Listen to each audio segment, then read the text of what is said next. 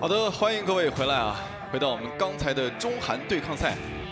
刚才我们的中国队的选手呢，也是状态非常的火热，把比分带到了3比1。那么在开始之前呢，先是两位老师跟大家打个招呼吧。大家好，我是接下来比赛的解说彩色。大家好，我是小歪。大家好，我是解说俊宝啊。聊到我们今天的这个比赛啊，开始之前呢，还是要给大家去带到我们今天非常感谢赛事主办方西安曲江 WE 电子竞技俱乐部以及达波电竞，感谢赛事承办方西安曲江电竞中心，感谢赛事赞助商爱工、斗鱼直播、态度科技、寻影以及迪瑞克斯，感谢赛事战略合作伙伴魔坛情报局、雷神加速器、绿树电竞，最后还要特别鸣谢曲江新区管委会。好了，回到我们今天的比赛了。中韩对抗赛的最后一小局，也是一个1v1的 BO3。两位老师，来评价一下，如何评价一下最后一场的这个 BO3？其实最后一场 BO3 我们可以看到啊，这个大比分中国队是已经获胜了啊。没错。然后我们赛前也是刚刚啊得到消息，是最后一场的对阵是120对上福克斯。其实就这个对阵来说，我觉得120可以算是福克斯的一个苦主吧。哎，怎么说？120？对，就曾经有一段时间，120对福克斯感觉是有个10几20连胜啊。啊，就是血脉压制。对，血脉压制。不过，可能今天120他赛前他有表示身体的状况不是说特别的好。没错。这个可能是，对比赛影响比较大的一个点。就是根据这个赛前的这个判断啊，120呢可能是身体有点小小的不适，但是根据今天在比赛场上的这个表现，感觉今天的这个状态还是非常不错的。是的，尤其是在上一局这个2v2当中，他的状态包括他们的战术制定都是非常棒的。是的，应该说还是120可能胜算还是要更高一点。对，福克斯的话可能。他打120可能不光有的时间，这不光是一个技战术水平的问题啊，有的时间心态可能会对他影响会大一些。仿佛看到了当年的000，对吧？是的。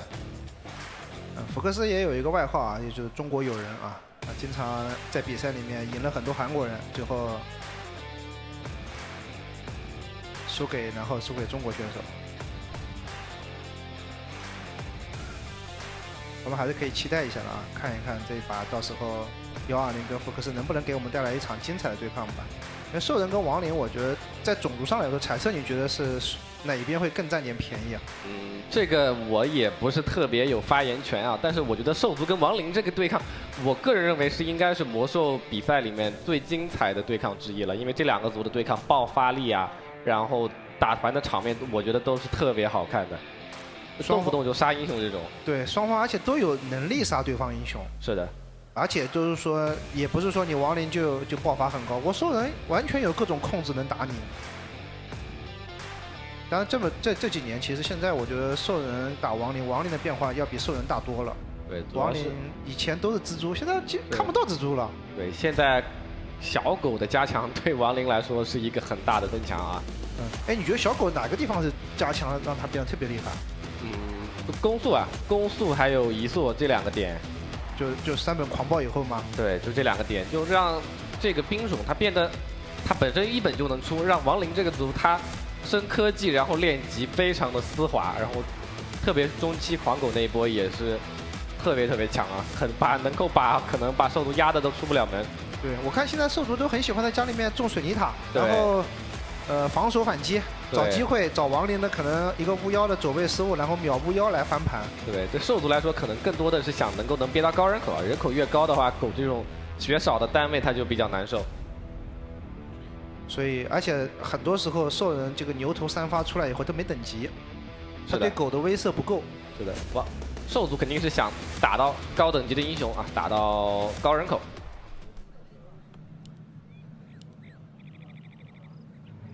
好的啊，这盘第1局的比赛是开始了啊。哎，这个地图1v1，这个地图还是比较少见的啊。这是不是那个光明与黑暗呀？对，好像是的。这是我以前单机打电脑的时间，哎，经常打这个图。这个地图，我感觉我已经有有那么1、2年没见过了吧？是的，我看到这个地图的时候，我有点愣住了。是我这个图的元素我其实都忘了挺多了。好，先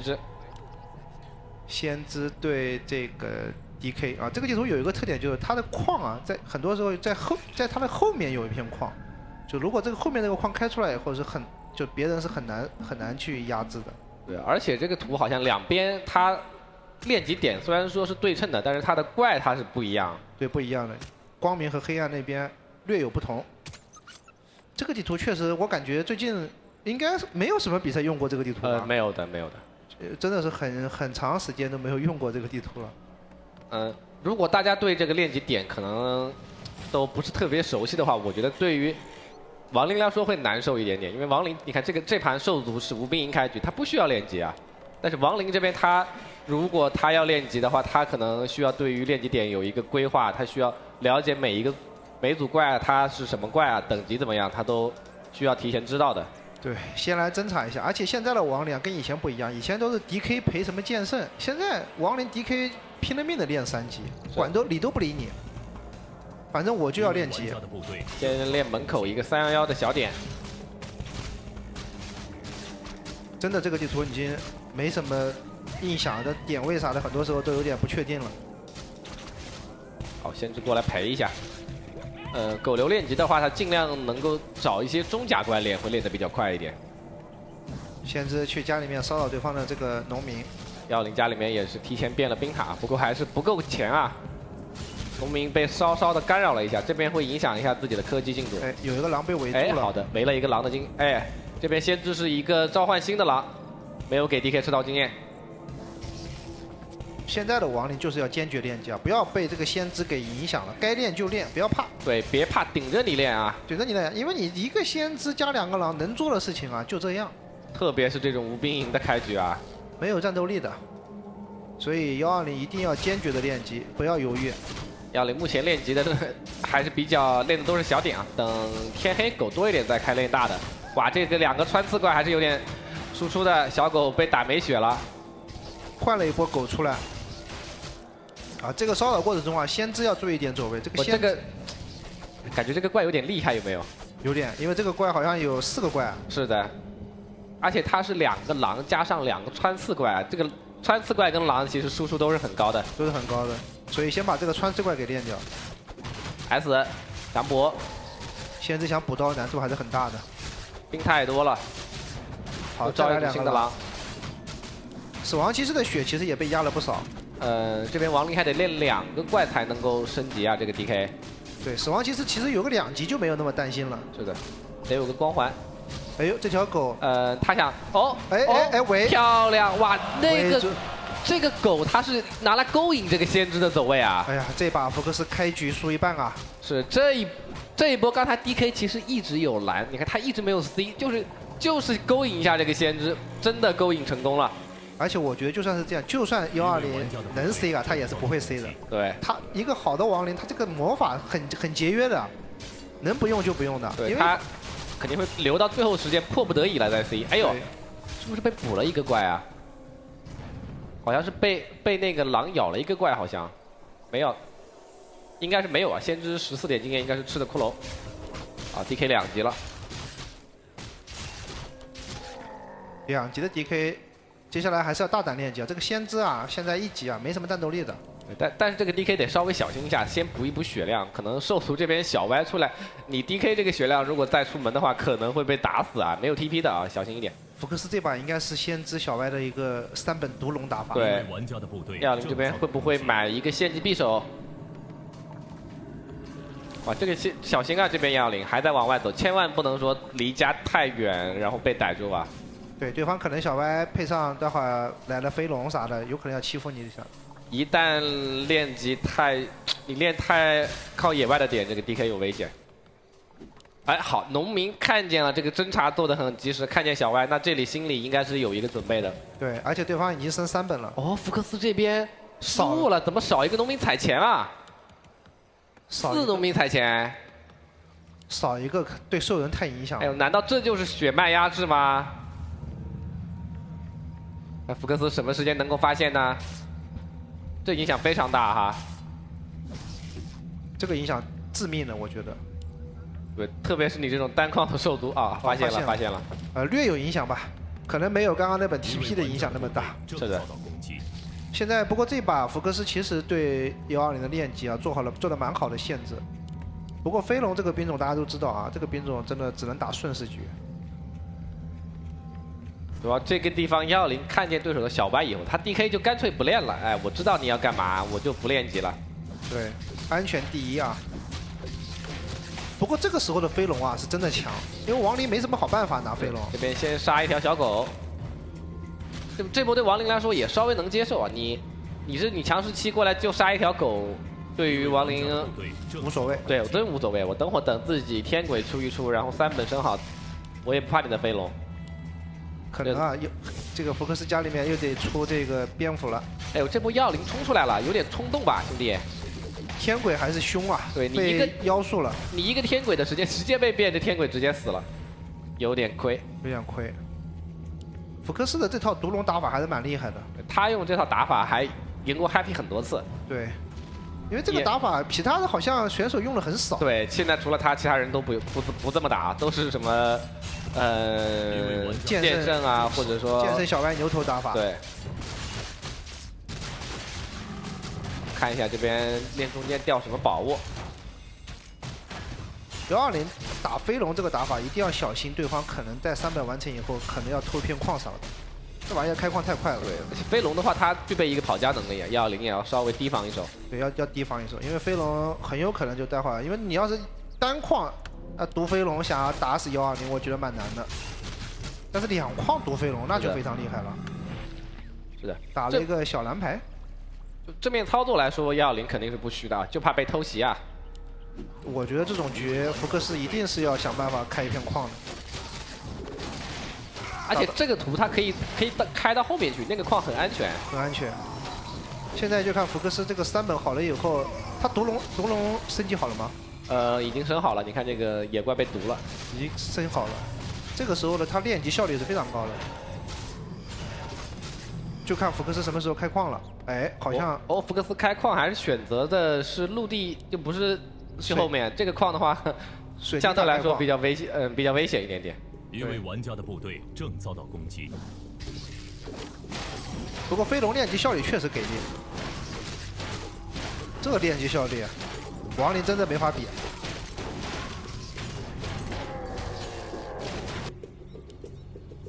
应该已经在造水泥塔了吧？还是怎么直接造基地啊？应该是先造水泥塔。打狂狗的话，如果你没有水泥塔，你光造基地可能造了也没用。对，造了没用，别人分2条狗过来把你的农民刨了，你很难受。所以120这边可能还是得第一时间侦察到，把那个塔要是打掉的话会好很多。这里福克斯是来到了120家附近啊。对，开始飞龙的套路啊，飞龙偷你一个大点。哦呦，这东西还不错。这个地方120，哎呦，福克斯这波就是来把你先打回家的啊。我觉得这一波如果他能够争取到自己的水泥塔起来的话，我觉得福克斯会舒服很多啊。哎，他掉了那是一个神符，我记得。一位玩家的部队正遭到攻击。我现在都不知道这个神符到底什么作用了。这边练完雇佣兵可以进里面去，可以打开门进到后面的岛上去。但是福克斯这边有个问题，他没有 TP， 他不是特别的敢直接冲到120家里面去。120的农民反应很快啊，赶紧跑！一座基地正遭到围攻。TP 赶紧加速跑。这波120也是没有死东西。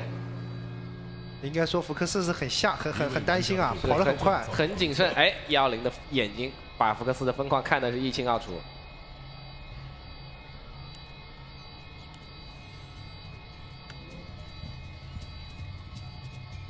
福克斯转了一圈，然后再准备往上练。其实120这个练级的路线感觉有点不是特别好，因为地图的右下角的点其实没有说特别多了，他还被福克斯抢了好几个点。但是他其实去右下角，主要还是得再去看看福克斯的分矿。他不放心啊。来了几条狗，对他必须得先把这个矿给处理掉。他只能往右下角走。不然叫大蜥蜴啊，9级的雷霆风暴蜥蜴。哇哇哇！哎呦哎呦，蝙蝠很危险！哇，蝙蝠差点被这风暴。哦呦呦，哦呦！这输出感觉看着就很花哨。我这练级被打死了2个蝙蝠。哎，那是啥？东西都没捡。那个是重生神符，好像是。一座复活符文，哎，但是空军没有尸体啊，你复活不了。没法复活。哎呀，尴尬了。这空军没有120尸体。要冲了。福克斯现在最大问题就是这个正面其实打起来也蛮费劲的，很有可能啊一波打完人口瞬间炸裂，然后就没了。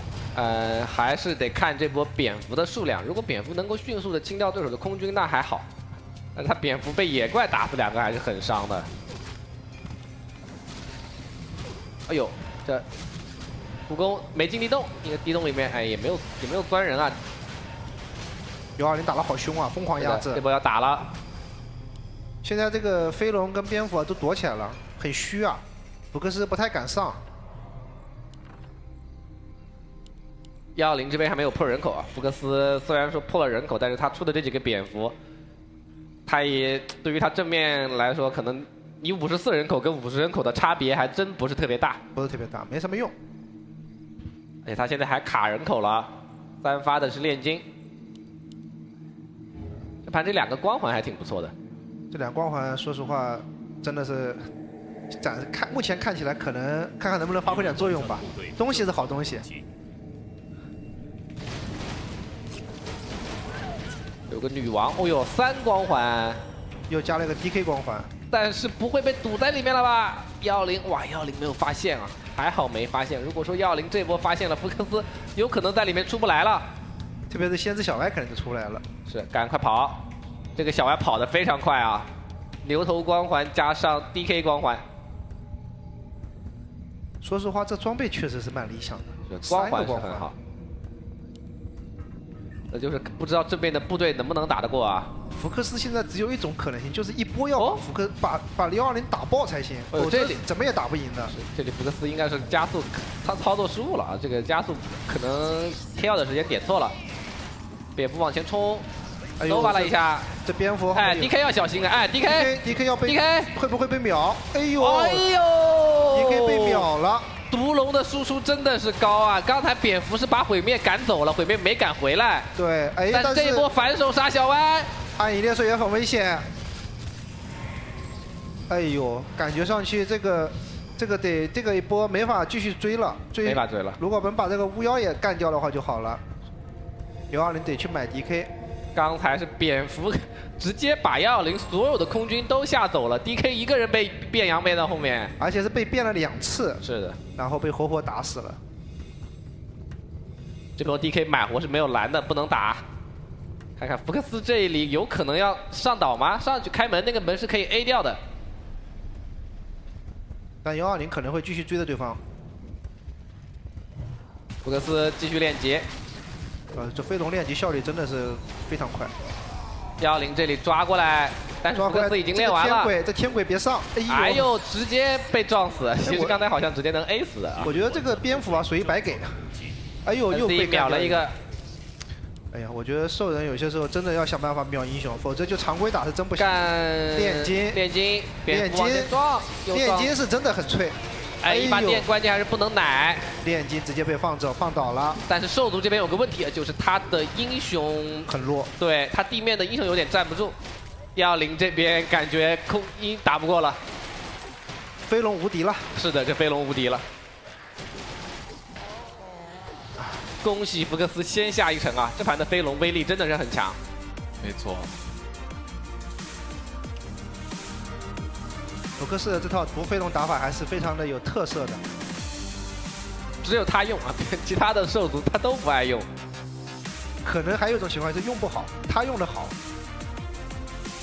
飞龙这个兵种真的用好蛮难的，特别是就刚这盘的第一波那个杀 DK 啊，120是感觉没有，他提前没有一个心理的准备，他感觉自己的 DK 可能很安全啊，他觉得自己应该还好，对，觉得自己应该还好，死不了。然后他操作这个空中单位操作太 happy 了，一直在操作毁灭拉扯，还在躲这个自爆蝙蝠呢。面对蝙蝠冲上来，他赶紧分散自己的空军啊，结果一不小心 DK 被打死了。正常逻辑其实像经常我看他们团战的时候，这个妖术啊毁灭都是秒吸的，这把是妖术没人洗。好的，还是要我们再一次恭喜福卡斯在这个3比1当中先下一城。那么在这一局的比赛当中呢，两位老师有没有觉得在这个地图的选择上有一定的优势？因为我们这种比赛是败者优先选地图嘛，对吧？所以说这次的地图有没有给他带来一定的优势呢？我觉得肯定是有的。这个地图明显，我觉得这盘福克斯他的练级规划感觉是比120好很多。就是整体的在刷野和规划的时候，感觉是的，更加的这个流畅一些。是的，他拿了更多的宝物啊，而且他这个3光环，等会刚才在团战当中也是起到了很关键的作用。没错，而且是3个光环性价比都特别高，都能提升他的战斗力。是的，像刚才还有一波啊，就是120，就是福克斯加后面那组大怪啊，120其实是有机会，如果他对地图了解一些的话，他有可能说能够那一波把福克斯逼东了。哎，那波福克斯后面他也其实没有退路，他也没有 TP， 英雄可能走不了的。确实啊。OK， 那么接下来让我们一起来回顾一下这场比赛的 highlight。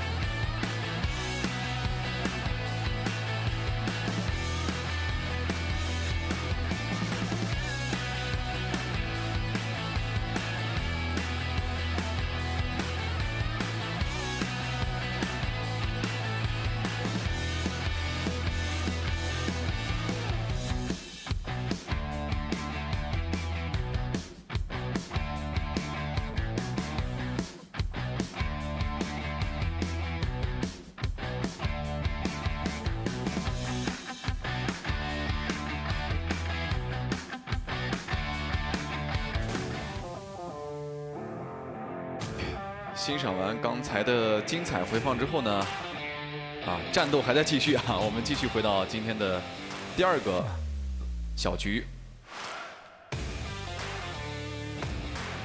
120又戴上了眼镜，怎么说？戴上眼镜儿，这个又有加持了是吧？其实120打福克斯，他经常就能够说那种很劣势的局或者很劣势的比分啊，他是经常有这种大劣比分、大劣局扳回来的场次啊。所以你还是看好120？我还是看好一点吧啊，我还是看好120一点。对，我其实也是。其实福克斯这个选手还是蛮有套路的，有些时候他还蛮喜欢用什么飞艇啊这些东西来跟你玩一玩骚扰啥的。120可能得稍微当心一点。对，特别是最近一段时间，可能福克斯觉得，哎呦，这面地面跟你打狂狗不大行了，之后开始走空军了，以后就是玩的是越来越花了啊。对，下一张地图应该是 SV。这个地图好像其实比赛好像也现在见的也很少。很少。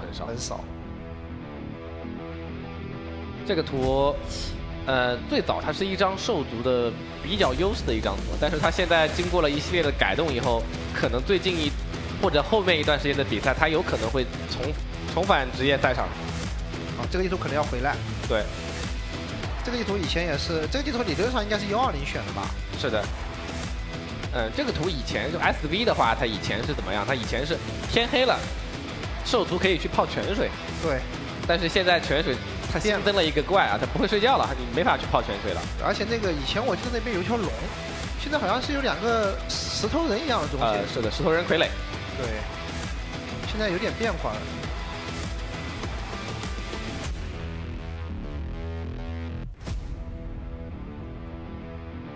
既然是120选的图，他应该对这个新图了解也是比较多。对，这个地图本身不是很新啊，但是就是可能有一些稍微的改动吧。对亡灵来说，可能现在更想跟兽族打一些小图啊。好的 ，SV， 看看福克斯的在下方，120在上面。看一下这盘福克斯会选择一个怎么样的战术？其实120的战术，我觉得相对来说会固定一些，应该是 DK 狗流。但福克斯的话，现在，他先知有可能说用飞龙啊，也有可能说，二本开矿走地面啊，甚至还有可能用剑圣也是可以的。对，看着开局啊，先知的可能性比较高。好，应该还是先知，而且好像还是无兵营啊，有可能跟上一盘是一样的战术。对，一招先吃遍天下嘛。既然好用，为什么不继续用呢？反正上一局都赢了啊，对，也不怕再多来一局。120还是第一时间派一个农民侦查看一看。福克斯这把应该是先知跳科技了。可能我觉得上一张地图啊，120开局的练级练的也没有那么顺。是的，特别是3本以后啊，我感觉福克斯明显他的练级路线比120的练级路线，他的规划好特别的多。对，而120可能就是因为要去拆对方的疯狂，一直往右下角走。对，一直往右下角走，但是其实右下角的点肥的已经被福克斯给吃了。吃了。好，这盘果然是还是先知跳科技。看看这一招对120用第2次有没有效果？我觉得理论上来说，120上一把已经吃了亏了，这一把应该不会再吃亏了。120还是一个比较擅长就应变的选手，对，能举一反三的。现在关键这把福克斯的侦查要很重要，他会不会第一个点位啊直接抓瞎了？应该不会啊。不过对120来说，你先知过来之前，我把5级怪先收掉，一发 C 收掉，压力也不会很大的。先知过来 ，DK 有 C， 上面那个狗应该是死不了。遭到围攻，家里走还得先知还得 A3下啊！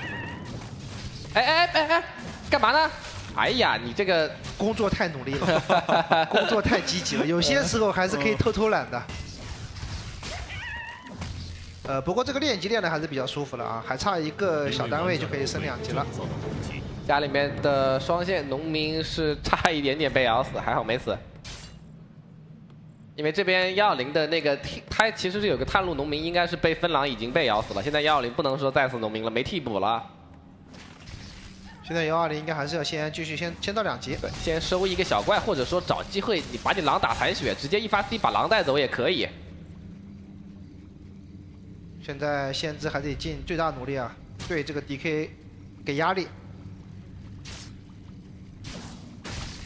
先练一个1级怪，1级怪收掉 ，DK 就可以升级。一直在点 DK 的血啊。好，有了2级以后 ，DK 的压力瞬间小了很多。无论是狗的移速啊，还有 DK 新增的那个邪恶光环的回血，对亡灵来说都很重要。福克斯的先知还是状态比较好的，哎，当心不要被围。这边还想围这个狼，这死亡其实确实被打得有点惨，练的还是有点压力的啊。上面还有一个宝，但是先知肯定是不敢进去捡的。你敢进去捡，我直接可能就要被围住了。120今天的围杀状态都还不错，手还蛮热的，因为120说自己是个慢热型选手。哎，120这 DK 往下走，他不会想去泡泉水吧，兄弟？他一位玩家的部队真的在往泉水走，这个泉水现在天黑了，能泡泉水吗？这是个问题啊。哎，他又回去了。他听到了你的声音，所以我还是算了吧，我回去吧。他是过来找小动物的啊，这个 DK 过来招了一个，杀了个小动物招骷髅。这把打法跟上一把不一样，这把阿尔法是一个牛头，然后也出了大鸡，而且好像只有一个笔。这把福克斯会不会去开矿啊？很有可能是一个2本开矿的打法，但是120打2本开矿还是他比较擅长的，我觉得。对，现在因为福克斯这把肯定是跟上一把不一样了，肯定不是简单的说飞龙了。120有的时间他在打这种你2发牛头人开矿，我觉得120打的是那种游刃有余啊，不着急打一波，慢慢练级，有的时间可能会更好一点。福克斯肯定还是按照自己的节奏走。其实福克斯看起来是有准备的，是的。虽然开局看着差不多，实际上完全不一样。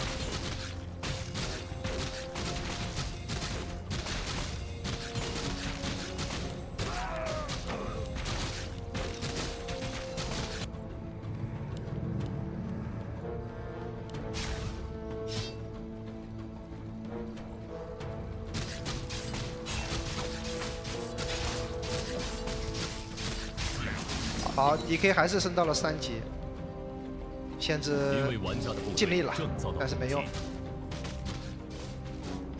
这个矿开矿被侦查到，120的侦查倒是很快啊。对，这个骷髅是看见了，有没有可能说 DK 这个时间再带骷髅过来把矿给拆掉呢？哦，狼骑回来防守，这个狼骑回来，那 DK 得小心一点啊。 DK 得小心点，因为这个没时候 TP 的啊。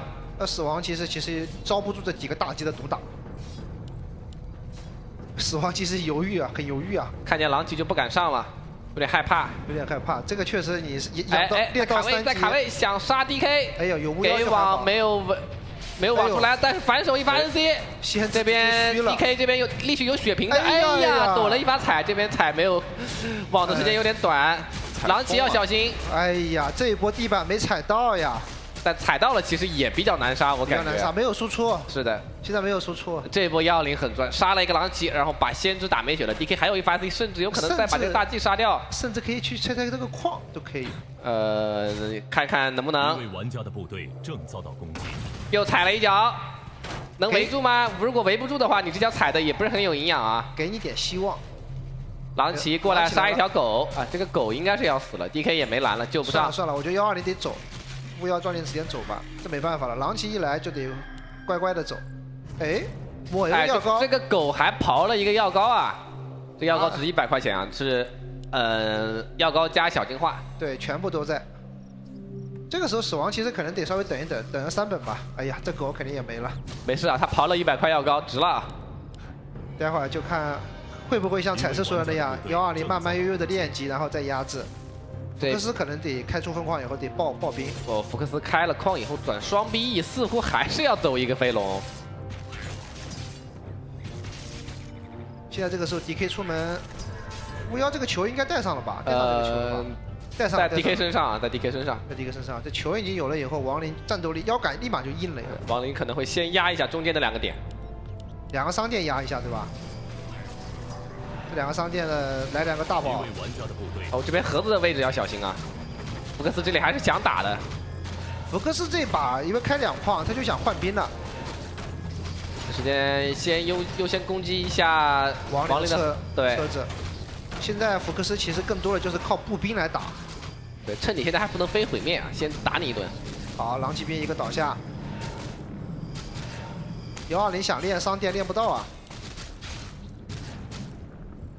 什么时候小黑什么时候能招募一下？这一波福克斯拖的还是非常的成功。哎，这个先知，踩一脚，先知被围住了吗？哦，这一脚踩地板很关键。狂果也是刚刚升好，一发 C。小黑也来了，这里得走了。哎，牛被围了，吞一个，快吞出一条路。这颗多数很关键啊。是的，吃了一个减速，能不能秒？哇，哎呦， 4点血。哎呀，吓了牛头一身冷汗啊。非常极限。不过这一波这个 DP 太及时了。这波120可以收掉中间2个商店。是的，虽然说这波没有杀死牛头人啊，但是我把2个商店一收，我还是很开心。这牛头一杀，基本上就直接拿下了吧？是的。看福克斯果然是在转型出了飞龙。正遭到攻击。现在是狼骑科多。这边兽族的状态还没有补给好，亡灵这里感觉是要过来了，来了，分矿的塔，哎呦没有水泥啊，这个没有水泥的话很脆，是一个山寨的，直接被 A 爆，毁灭也飘了，哎呦这毁灭点这个塔可厉害了，但这波福克斯的人口是领先，他得等自己家里面的2个飞龙出来啊，但是你要等的话，你分矿的没有水泥拖不住了，地洞也要爆了，不管了来了这个毁灭，死亡骑士的站位啊有点里面。牛头踩地板，哦，还好在被踩晕之前 ，C 是给到了，毁灭有点拉不住，被打死一个。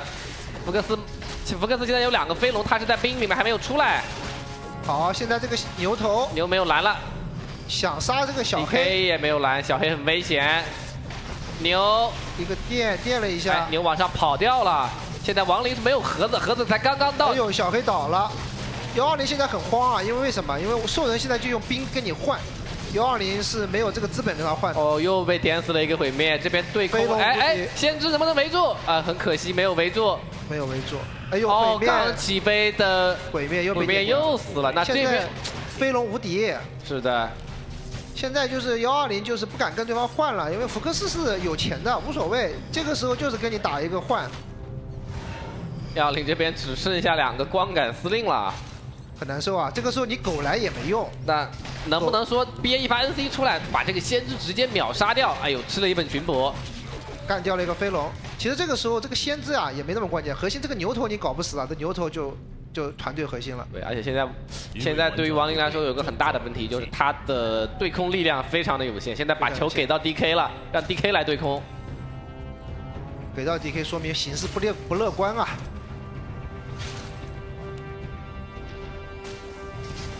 120现在这个狗啊是一个一个来的，这个说实话现在人口太低了。这个人口量，现在对方的飞龙点你的狗，你根本 hold 不住啊！我有被网了一个盒子，这盒子不就白给了吗 ？DK 掉了投篮棒，哎呦，直接杀 DK，DK 都很虚啊。想杀飞龙，干掉一个 ，DK 升级了，但这个巫妖血量也不多 ，DK 自己有点危险，狗又被打光了。120辛辛苦苦攒了2条狗，又没了，这人口。差了20啊！现在这差20可不是60差80啊，这差的太多了。对，这差的接近是1倍了。对，小黑倒是复活了，不过 DK 没状态，没血没蓝。哎 ，DK， 哦呦，血瓶是不是没有吃出来啊？GG，恭喜福克斯。好的，让我们恭喜福克斯啊，拿下了这个 BO3的第2局。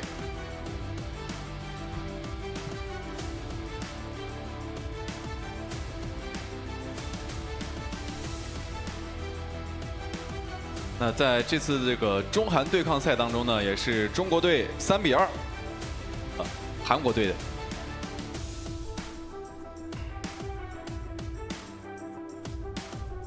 令神也是在旁边看了福克斯这2场飞龙啊，不知道学到了没啊 ？OK， 那么现场也已经准备就绪了，接下来让我们看看选手有什么想说的，我们把画面交还给毕叔。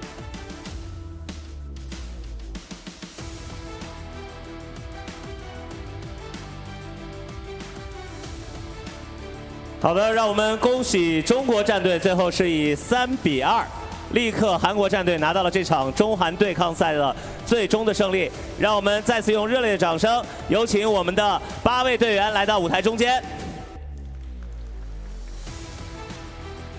来，英菲。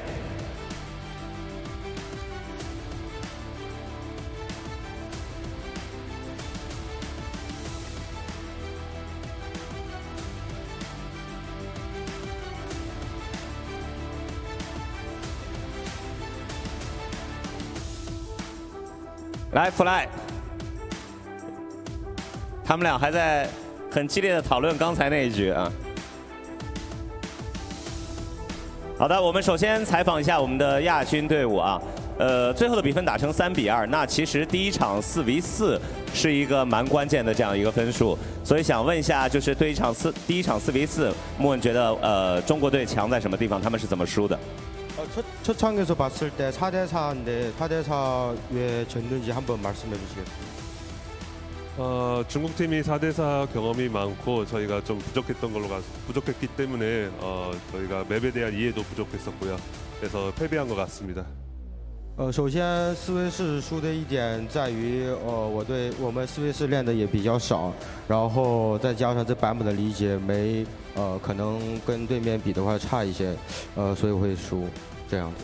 好的，谢谢莫文。接下来我们的问题问到令啊，令是非常准确的预言了这场比赛最终的一个比分啊，堪称是一个时光穿梭者。我想问他是怎么做到的啊？一开始我随便说一下，但是我真的没想到，真的是2比3输。下次加油吧，下次有机会的话就给观众们就更精彩的比赛啊。好的，谢谢令。OK， 那 Remind 今天主要是和这个英菲打了一场1v1的比赛啊，想让他就是评价一下自己和英菲在那一场里的表现。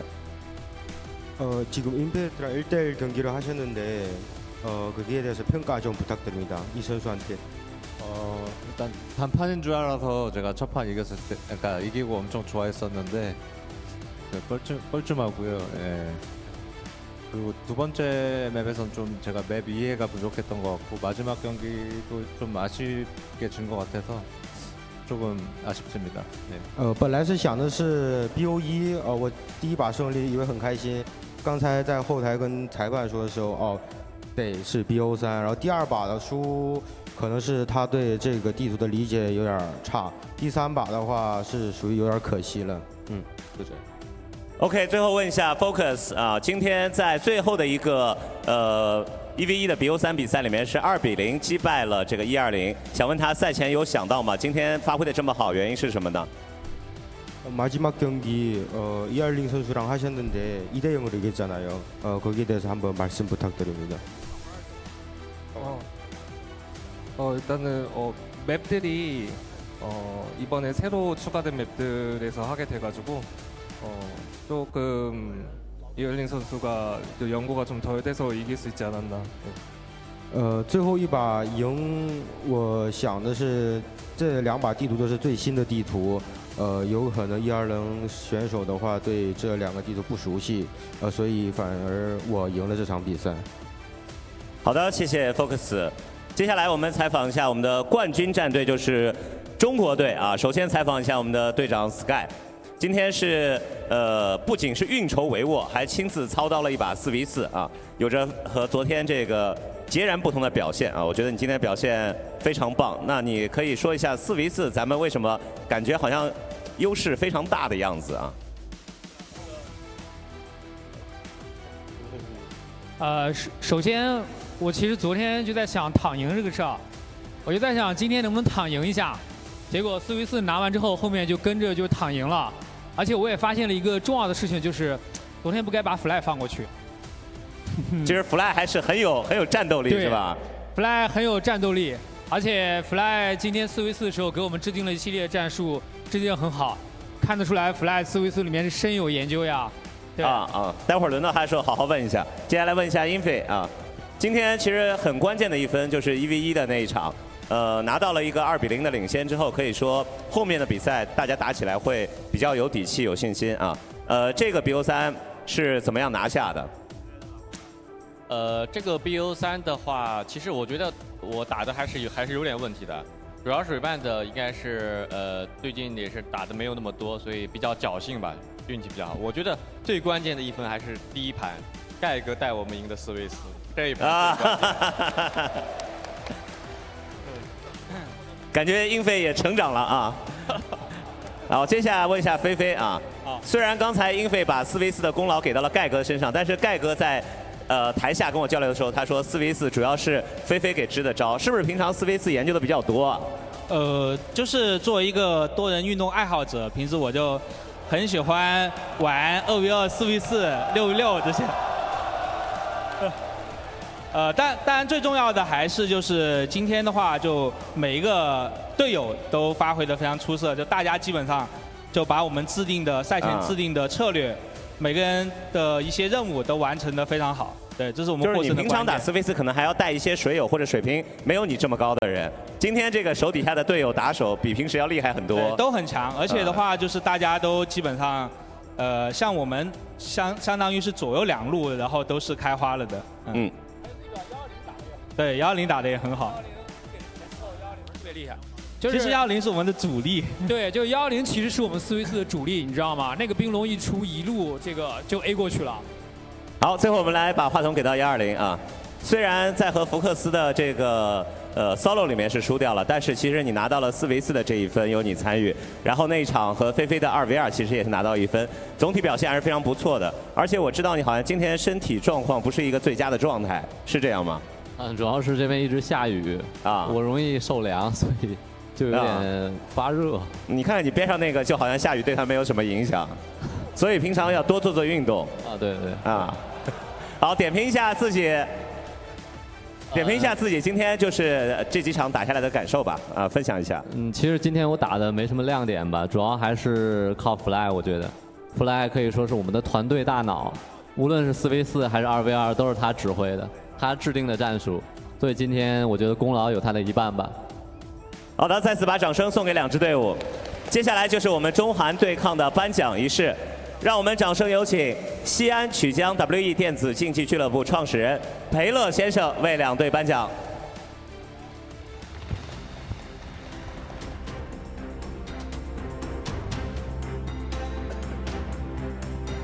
首先为我们的亚军队伍韩国队颁发我们的亚军奖牌。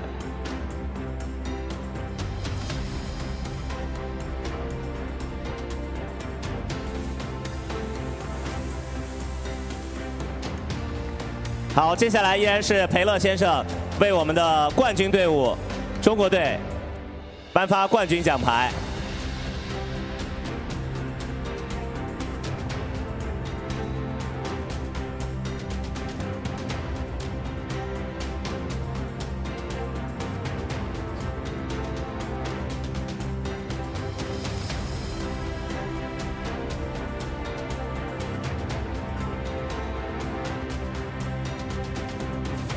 好，请裴乐站在莫文和 Sky 中间，面对我们的摄像机，定格下这美好的一刻。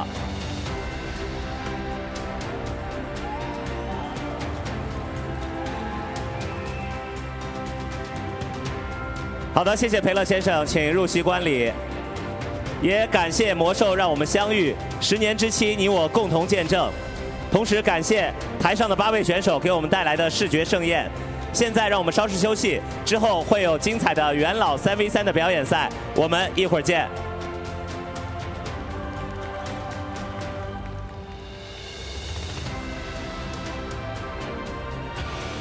OK， 也让我们再次恭喜中国队啊！凭借着选手们出色的表现和优越的发挥啊，拿下了这次中韩对抗赛的冠军。其实看到刚才选手们在台上颁奖，好像恍惚之间，这个时间确实过得很快。对，是的。就是看到他们再一次站到台上颁奖，我相信台下的粉丝们啊，包括在刚才这个颁奖的过程当中，台下的粉丝也很热情，大家都在欢呼，在呐喊，也是相当于圆了一个梦嘛。唉，中韩对抗，中国队终于赢了。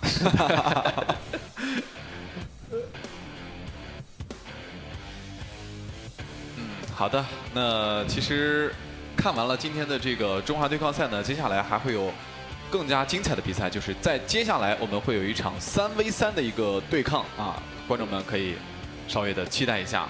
接下来呢，让我们一起来欣赏一下在刚才对抗赛当中的精彩表现。